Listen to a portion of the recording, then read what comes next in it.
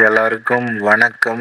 இன்றைக்கு பதிவில் நாம் பார்க்க போகிறது ஜனவசியம் பண்ணக்கூடிய எந்திர மந்திரத்தை பற்றி பார்க்க போகிறோம். ஜனவசியம் பல முறைகளில் பண்ணலாம். அதில் ஒரு முறை தான் இந்த முறை. இப்போ இதை எப்படி பண்ணணுன்றதை பற்றி பார்க்கலாம். முதல்ல இந்த எந்திரத்தை ஒரு செப்பு தகட்டில் எழுதி கொடுத்த மந்திரத்தை ஒரு 1008 தடவை சொல்லி முதல்ல சித்தி பண்ணிக்கோங்க. சித்தி பண்ணதுக்கு அப்புறமா இந்த எந்திரத்தையே எழுதி இந்த மந்திரத்தையே 1008 தடவை சொல்லி ஒருத்தருக்கு தாயத்தாக கழுத்தில் போட்டு விட்டாலும் அவங்களுக்கு ஜனவசியமாகும்.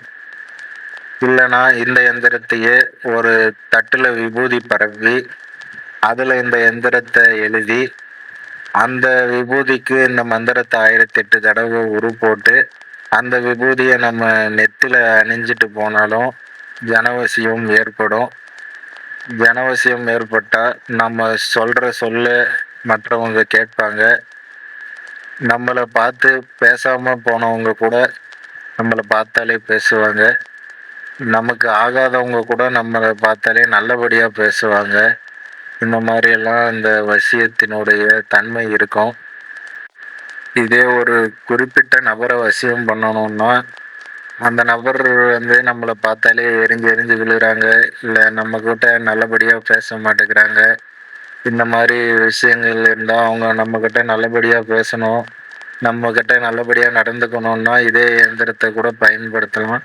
இதில் அந்த மந்திரத்தில் சர்வஜனம் அப்படின்ற இதை எடுத்துட்டு அவங்களுடைய பேர் போட்டு இந்த மந்திரத்தை ஒரு 1008 தடவை சொன்னோம்னா அவங்க நமக்கு வசியமாவாங்க. உதாரணத்துக்கு ஓம் ரீங் சர்வ ஜனங்களும் வசின்னு இருக்கிறதுல இந்த சர்வ ஜனங்கள் எடுத்துட்டு உதாரணத்துக்கு அவரோட பேர் ராஜா அப்படின்னு வச்சுக்கிட்டா ஓம் ரீங் ராஜா எனக்கு வசி ஸ்வாகா இப்படி பிரயோகம் பண்ணால் ராஜா நம்மக்கிட்ட நல்லபடியாக நடந்துக்குவார், எரிஞ்சு விழ மாட்டார்.